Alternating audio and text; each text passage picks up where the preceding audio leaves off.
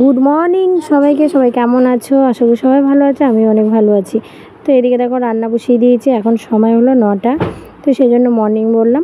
তো এদিকে পটল আলু কেটে নিয়েছি, নিরামিষ না, ওই সয়াবিন তরকারি, সয়াবিন দিয়ে করবো। এদিকে দেখো আবার পেঁয়াজ কেটেছি, লাউ দিয়ে মাছের মাথা করব, এই যে লঙ্কাটাও কেটে দেবো।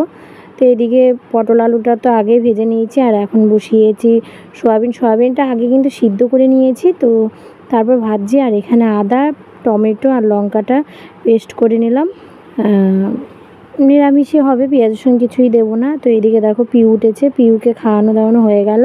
আর এখন আমার ঠিক মতো বিছানাটা গুছাইনি, গুছিয়েছি, কিন্তু বিছানা যতই গোছাই ততই আমার ছেলে তারপরে মেয়ে দেখো বিছানার অবস্থা কি করে। সকালে একবার গুছিয়েছি, তো এই দেখো ও পায়ে দড়িটা বেঁধে এগোচ্ছে। আর বাইরে না বৃষ্টি হচ্ছে খুব, তো আমি বললাম যে থাক, বাজার আনতে যেতে হবে না তোমাদের দাদাভাইকে, তো যাইনি বাজারে। সেই জন্যই নিরামিষ তরকারি রান্না করছি আজকে। নিরামিষ বলতে মাছের মাথাও তো আছে, যাই হোক ঘরে যা ছিল তাই। আর এই বিছানাটা গুছিয়ে নিচ্ছে এখন আমাদের, কারণ পিউ দেরি করে ঘুম থেকে ওঠে, আমাদের বিছানাটা দেরি করে তোলা হয়। আর দেখো ঘরে পুরো জামা কাপড় ছড়ানো হয়। এদিকে তোমাদের দাদাভাইয়ের সঙ্গে ঝগড়া করছিলাম জানো, সে কী নিয়ে যেন একটা ঝগড়া করছিলাম। আর পিউর মাথায় এখন তেল মাখিয়ে দিচ্ছি।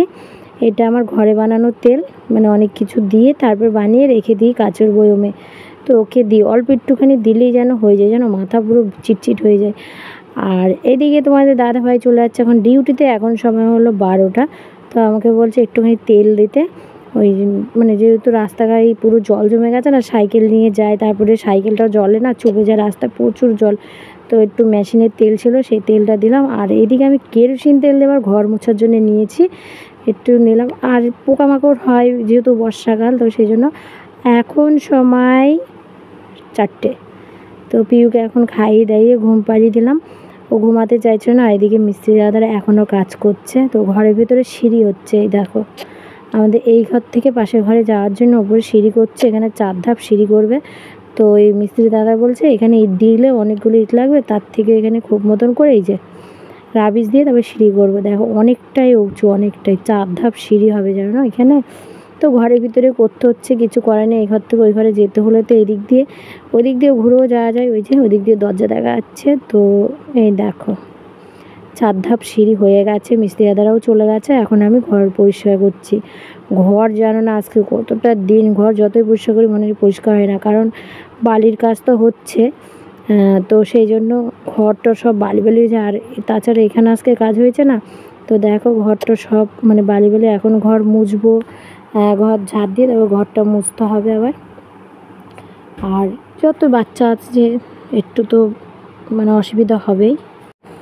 আর যেহেতু এখানে সিঁড়ি করা হয়েছে, তো আলনার আমার ম্যাশিংটা রাখতে খুব অসুবিধা হয়ে যাচ্ছে। তো আলনাটা আপাতত ওই পাশে আছে, দেখি ম্যাশিংটা কীভাবে কী রাখবো। তো এই দেখো আবার আলনাটা সরিয়ে এই পাশে এনে রেখেছি, মানে এক সাইডে, মানে এই যে কলমের এই জন্যে ভেতরে ঢুকছে না ম্যাশিংটা, কারণ ম্যাশিংটাই বড়, মানে আলনার থেকে ম্যাশিংটাই বড় হয়ে গেছে। তো ম্যাশিংটা রেখেছি ওই পাশে, আর আলনাটা রেখেছি এই পাশে। আলনা ছাড়া না হয় না, কারণ জামা কাপড় রাখবো কোথায় রোজকারে। তো সেই জন্য এরকম করলাম। এইদিকে এখন দেখো ঘর মুছছি। আর সুদীপ এখন আসেনি, সুদীপ চলে গেছে পড়তে, পিউ এখনও ঘুমাচ্ছে। তো সেই জন্য তাড়াতাড়ি কাজটাও করে নিচ্ছি। আর এদিকে দেখো রাতে তাল ছিপেছি আবার জানো, ওই ঘর পর মুছে তারপরে চাল 2টো এনেছিল তাল, তো সেইগুলো চিপে এখন আবার বড়া করছি।